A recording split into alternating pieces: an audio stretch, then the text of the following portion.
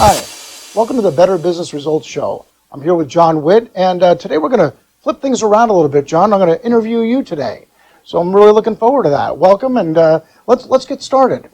I want to go with why do you do what do you do and why do you do it is really what I want to get to first. So I'm a rapid growth business coach. Okay. I take businesses and move them into growth mode extremely fast. I do it using a strategic execution planning model. Strategy is important, but execution, actually tactics, the things you actually do, if you don't do those, nothing happens. Right? And having a plan that does that, we actually build it into a system that gives you like takes your long-term plan and turns it into the 4-week buckets, and so you know exactly what you need to do tomorrow that actually affects that 5-year, 10-year, 12-year plan. Got it. And, I love this business. I got into this business back in 2010. The recession hit, and I had to decide. First, I had to decide whether I was going to Dallas or not. I decided, nope, that's not in the cards. Okay. And then in the corporate world, 30 years, multi-billion-dollar stuff, I was on airplanes and sleeping in a different bed 5 nights a week, and I said, I don't want to do that. And then I found the Focal Point Coaching Organization, and turns out what I was doing in the corporate world with all my clients as going around was very similar to coaching. So I was able to shift right away and easily assimilate a lot of the coaching activities. So I have my corporate stuff that I could bring to the table, but then I have Brian Tracy's Focal Point stuff. And, I had to do something. I had kids that were still, going to college and, had house payment, all, same thing everybody else has got. Right. I had those things too. And why? So that's a little bit of the why. I had to make a shift, right? And I decided I wanted to work someplace that was within 30 minutes of my front door, so I could be home. No more travel every night. But what's interesting is that model has shifted. So initially, when I just need to make money, right? And that's the way a job works. I tell people, if you just want to make money, go get a job. It's a lot easier. People will tell you what to do and where to go and how to do it. And then pay you. And they're going to pay you, and they're going to pay you every week or every 2 weeks or once a month, and you're going to get your bonus. And that is, if all you want is money, that is a much easier way to get money. It's much more challenging to be an entrepreneur where you're in charge of figuring all of that stuff out. Not only do you have to figure it all out, you have to execute it. And what I found is that while my first objective was to replace my income, okay. I found that serving entrepreneurs and serving people that want to make a difference in the world, that I have a huge passion and joy associated with that. And it turns out that that's way more important than the money I make, which is unusual, but that's also the wonderful. So there's just, and so that's my why. Okay. It's just making a difference. Who do you find benefits most from coaching? We'll go back to that entrepreneur label, right? And I've done executive coaching, and I've had some great success, but I've had to fire a lot of people because they won't do the work. The problem with executive coaching is that they're going to get their paycheck. They're going to get their bonus, whether they change or do something different or not. They're going to do a lot of this. It's coming either way. They're going to do a lot of head nodding, and then I'm going to get a bunch of excuses. And I fire those people very quickly. We know within 30 days whether this is going to work or not. Because if they don't do the work, I'm not coaching. I don't want to do it. I think that makes a lot of sense. I've worked with a couple executives that have really done some amazing things, and I love them too. But the entrepreneur, right? So the entrepreneur, right? If he doesn't do what's necessary, if he or she doesn't take on those steps, every minute of the day, every dollar they spend, everything that they get involved with is directly going to hit the bottom line. It's going to end up in their pocket. And so they are immensely incented to make the changes. However, they are amazingly fearful, because if they make a bad decision, it's money. Yeah. So they don't have that paycheck coming in, right? That executive, he makes a bad decision, chances are he's not getting fired. Still going on vacation next month. Still going on vacation. And so working through the fear of these entrepreneurs as to what they're trying to get done, that becomes the big challenge. But there's such a joy when you break through that, and all of a sudden you can see the eyes light up, you can see the smiles. I get goosebumps when we get on the right path. That's got to be very exciting. So those entrepreneurs, smaller, and usually those are in the 1 to 20 person stage. I've worked with bigger companies too, don't get me wrong, but that moving that person that's making 50 or 75,000 to making 150,000 or 200,000. That's a life changer. That's a life changer, especially here in Orange County. Absolutely. What problems do you typically try to solve through the coaching?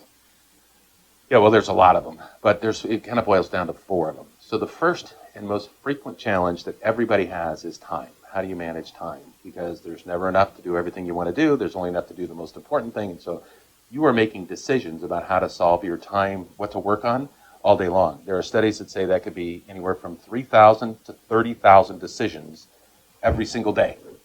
Right? Amazing. Your brain is processing hear, there, read, watch, all those things all day long. And if you make better decisions, you're going to get better results.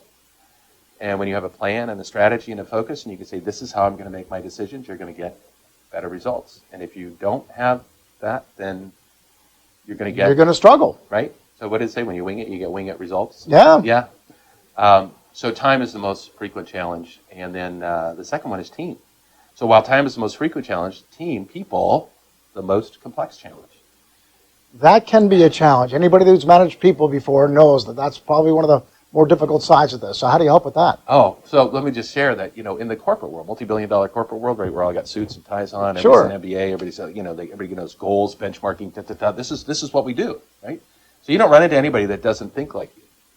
They're a lot like you, right? They may have a different idea. Maybe you're competing for resources, but in the entrepreneurial world, this small business world, I mean, the difference between people is super vast. I mean, every day I learn something new about something. Like, wow, really, that's how you think? It's surprising. And I'll say, look, why don't you do that? And they say, well, you can do that? I go, yeah, you can, because there's these beliefs and stuff that everybody has in their head about what they can or can't do in that entrepreneurial space. It's fascinating. And that's one of the reasons why I love it. And when you go to hire people, right? So you have your beliefs about how you run, and you think those people should work like you do, but they didn't grow up that way. They don't? They don't. So then how do you coach them? How do you lead them? How do you get them where they're going? So that becomes another challenge. So team, that's the second challenge. Revenue, everybody needs to make money, right? If you're in business, you got to find a way to make money. Otherwise, you're not we're in there. business. Two halves of a whole. There's marketing and there's sales. The better your marketing is, the less your sales have to be good. The better your sales are, the less marketing you have to have. You're going to do both of those one way or the other. But we need to make money. And the last one is exit strategy. When does this end? How do I get out? Yeah, so studies show that 90+% of the business owner population doesn't get to exit their business when they want to exit. Something happens. Who knows? It could be you have to move, somebody got sick, you got in a car accident, you got sick, any number of different reasons. Something that you didn't control. Yeah, totally out of control, right? It wasn't of your own choosing.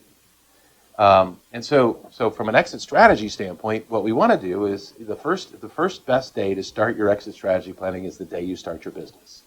Like, where do I need to have this business so that I can decide how to check out? Whether something happens and I can check out on my terms, whether I want to go do something else or I've got something else I've got to take care of. So you want to start that the day you start your business. But most don't. There's too many other things that are involved. Oh, they just jump in and start doing. Sure. This is what I know. Yeah.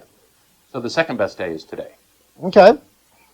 So time, team, money, revenue, and exit strategy. 4 big problems. So if we've got these 4 major problems, how do you help solve those problems? Well, that's really pretty cool, because when I joined the Focal Point organization back in 2010, that was powered by Brian Tracy. And Brian is not so much anymore, he's in his mid-70s now, but back in the 80s, I was a fan of his. He was Huge, right? And he's written 60 books and everything else. And so he started with another guy by the name of Cam Frazier, a coaching organization called Focal Point. And they built a system and a process of all kinds of tools, strategies, and systems that apply to the small business owner. And so I invested in that franchise back in 2010. I stayed with them for about 7 years. They are really a one-on-one coaching organization, which is valuable, and that's what I did most of the time. But one of the things I did is I started video back in 2014, and realizing that you can reach a lot more people with video. So how do I make a bigger impact? How do I scale this business with video? Funny story. I got to tell this story. So Zach's in Indonesia, and I find Zach via Fiverr, and I want him to do my editing. Fiverr's a third-party resource website. Great tool. And so and Zach starts working for us, and so we build a system to where he can download them and he can edit them and make them look cool. 6 months in there, he says, Coach John, I got a problem. And I'm like, what's the problem? He says, well, I've been learning a lot from your videos. Now, I've never had a coaching session with Zach. All he's done is watch the video. Watch the video. He says, I've been learning a lot from watching your videos. I've already hired 2 people to help me do my business. But, one of the things you talk about is always staying focused on your highest priority. He says, it's really not video for me. So I can't be your video editor. Yeah, you coached him right out of that. That's funny. But the funny thing is, I never even coached him. All he did was watch the videos. And just learning through sitting down watching videos. Right. So in 2017, I exited Focal Point. I'm still friends with those guys. I still know a lot of them, and they're great resources. But I joined up with Jeff Walker's Product Launch Formula team, which is really all about digital marketing, the internet. How do you take these videos? How do you turn them into a course? How do you turn it? So really, learning about websites and copy and landing pages and, Facebook ads and Google ads. All the marketing aspects. The last 3 years, I've really just been immersed in that space for my business. But the good news is, if it works for my business, I can help work people. for others. Yeah. Perfect. Yeah, so 10 years now. Hundreds of different clients. And one of the things I do is I'm a rapid growth. I get results fast. And if you get to you need results fast, because if I'm going into coaching and it's going to be a 2-year window, that's not helpful. Right. Yeah, we want it done in 30 days. Not 30 days, maybe 90. But a good start on it. 3 months, a good start, a path. And then we want to start to see results in 60, 90, 120 days. And so a lot of times I'll get people to where they want to be in a very short period of time, and then they're like, thank you. It's like, I got to hit another client. Well, we're talking about results now. Give me a story of big results. Somebody that came in, sat down with you and said, I want to get here. Well, that's kind of the nice way. That usually doesn't work that way. Okay. Usually somebody comes in and says, I need your help. Just, I'm floundering. Yeah, I'm floundering. So that a lady I was working with, and she, professional, massive education, worked in her field, and I won't go into all those details, but she's making about $150,000 a year in salary. Okay. She has the American dream.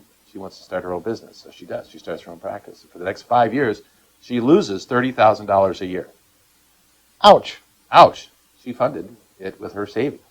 Right? And so she's like, I got to do something. She says, can I help her? I said, well, yeah, I've got some tools. Let's do some analysis, right? So we took her P&L, we took her financials, which were a freaking train wreck, right? So sometimes that's the first thing that has to happen is to get those plus and minus. What do we got going on? Yeah. So we got those done. Ran them through the benchmarking tool I have, which allows me to benchmark based on industry across a whole variety of categories. And so anything that shows up in red, you're behind the average. Anything that's in green, you're ahead of the average. Anything that's in black, you're average. Now, I don't think you want to be average. No. But going for the red ones. We hit the red ones first. 2 red ones. One, she had signed this massive lease that was bigger than anything she needed, and there's nothing I could do about that. I mean, there's no way, next year she'll get out of it. But the second one was that her staff count was super high, right? Her staff count was 140% over what the average staff count dollar investment was. And turns out instead of having 5 support members, she only needed 2. But the problem is she didn't know how to run with 2. Right. So we had to teach her and build a system in the process and teach the 2 people that she was going to keep how to run the practice, with 2 support staff and 1 person. And 90 days later, we let 3 people go, and we drove like $140,000 to their bottom line. So she went from losing $30,000 a year to making $110,000 a year. That's a massive swing. Massive. Life-changing. So as you're coaching, we can see some of the obvious things of controlling payroll and going and finding different things in the business to help bring profit. What are the smaller hidden things that you would say helps with the coaching? The amazing thing, and I know people hire me to make more money. That's what they do. Sure. That's what they come here for. Right. But the amazing thing is what happens between their ears. Right? The energy, the power, the passion, the life-changing stuff. I mean, she made more money, right? But do you know how excited she was? How, just the day we identified what we were going to do. Look, see, we fixed this, problem solved. Right? Now, imagine that you're here losing $30,000 a year, and there it is. Right in front of you. There's the answer. And I know how to do it, because she didn't know how to train her team. Right. And she's got the solution. So literally in 30 days, and we're talking Goosebump City. I mean, she has an idea. She has a plan. Yeah, it's not going to happen for a couple more months because we got work to do. But the weight of the world off of her shoulders. Oh, you see the whole side. And then the confidence. Yeah. Now I'm making money. Now I feel good about what I'm doing. Oh, and she's on the right path. And now she knows a little bit. And she also now has some resources that she can tap into. in case she wants to do something different or she's got another issue or a challenge. But that was one, and it happened really quick. But really, the hidden benefit is how fast, and this is the thing, how rapid you can change your mindset from being depressed, anxiety, stress, to like, oh, I'm going to kill it today. That's a wonderful thing. Okay, so now we know what to do as far as having somebody else look at your business. What's things to avoid? What should the business owner avoid? Yeah, so I avoid is almost like a double negative. Avoid not paying attention to your financials. Okay. Right? Head in the sand. Well, there's head in the sand. That's one. But the other one is that I'm so busy running around taking care of all this other stuff that I don't have time to do the detailed work of keeping track of my financials. And that is a train wreck ready to happen. It is going. If you don't know the math, it is going to happen. You know, and all of your decisions. This is in a business of money, and money is a number. And if you're not managing by the numbers, then I don't know what you're going to get. You're going to get what you get, but you're not going to. But you're not in control of it. All those decisions you have to make, they should be based on revenue. And if you don't know what the revenue is, you don't know what your expenses are, then you can't make them. So keep your eye on the numbers. Yeah, avoid working so hard that you don't work on your numbers. So what should they be focused on? What would be a key factor that you would say that they should be thinking about on a day-to-day basis? Number one, how do they manage their time? Right? So the way you manage your time is you put together a plan. You put together a strategy. It says, okay, what do I want to achieve? How am I going to get there? You know, point B, point A is where I'm at today. We build a little path that gets to point B, and then you've got this plan, and now you've got and we dial it back, and we say, okay, in the next 4 weeks, this is what we have to do, and this is the order in which those things have to be done, and this is who I need to see, and this is what I need to learn, and this is the skill I have to practice, and we lay all that stuff out, and then you execute. Now, when you have that plan, all those other distractions that are going to show up all day long, every day, are easily to kick out the door. Because I have focus. Because you know what you're doing. And you know that if I do these things, I'm going to get to that place. Right? So time, managing your time is the second most important thing. Perfect. And then lastly, I mean, avoid not thinking about the future. And this happens to small business owners. Classic, right? I have a dream. I want to achieve this thing. And then they start to work. And pretty soon the dream goes away. They don't even think about it. They're just working. They're just working. And you got to stay focused on what that dream is, because that's why you're here. That's where the decisions come in. If it's just about work, then it's just about work. You're never going to go get a job. Go. And so you really want to say, hey, what's the exit strategy? And that's all about life, right? So in my business, my belief is that life is about life. Life is not about business. Business is a supporting vehicle to lead you to the life that you want to live. Interesting story. In 1900, 5,000 millionaires. In 2000, 5 million millionaires. In 2008, 8.7 millionaires. Massive growth between 2000 and 2008. I wonder why that is. Well, you've got the internet, you've got global, there's all kinds of reasons why that happens. But what's interesting is that 80+% of those millionaires are entrepreneurs. Wow. And it's great that you're helping them. What insights would you give to an owner starting a business today? What words of advice would you give them? Well, there's obviously I'm going to look into their business and I'm going to find out. Again, it's about building that path, right? Building the plan. But the words of advice I would share is that ability to and the things that I experienced. I came out of corporate, 50 people working for me, $500 million worth of business going on. And then that's on one day, and then on the next day, I'm a solopreneur. That's a scary proposition right there. Yeah, like if I want something done, you got to do it. It's right here, right? The budget, QuickBooks. Oh, okay, I guess that's me. Everything is you. Everything is me, and so that time thing is super important, right? So I ran out and I started getting business, and I started coaching. I started making a difference in some lives, but I didn't take care of my financials very well. And then I had to hire a bookkeeper to come in and straighten all that stuff out. And I would, my first advice is get those numbers organized in the first place. Right. Yeah. Second thing I think that I learned is that the whole passion thing we were talking about earlier. It's not about the money. If it's just about the money, go get a job. It's easier to make You money got to than a believe. job. You've got to believe when you own a business. You know, it's harder to run a business, Of course to it be the owner is. than it is to have a job. And you know, they still love it, right? I love it. I love the difference I make every day, but it's that passion, it's that energy, it's the ability to deliver joy to the people that I serve. That's it. You know, you deliver enough joy to the world pays you back. Easy concept. Yeah. John, this has been a great conversation. I appreciate you coming in and sharing all this with us. Entrepreneurship is hard, and you make it easier, and that's a wonderful place to be. I try. I mean, the first most important thing is to manage that space between your ears. That's 80% of the problems are right there. And I'm in that same boat. Of course, self-doubt, all these types of things. They climb into your thoughts all day, every day. I don't know where they come from, but you got to find a way to kick them out, and then let the good ones in. I don't know where brilliancies come from. I just can recognize one when I see one. Right? Great to see. Great to hear. Thanks, John. I Appreciate appreciate it. Thanks for being the host. it. Pretty interesting to have flip-flopped on you, huh? Yeah.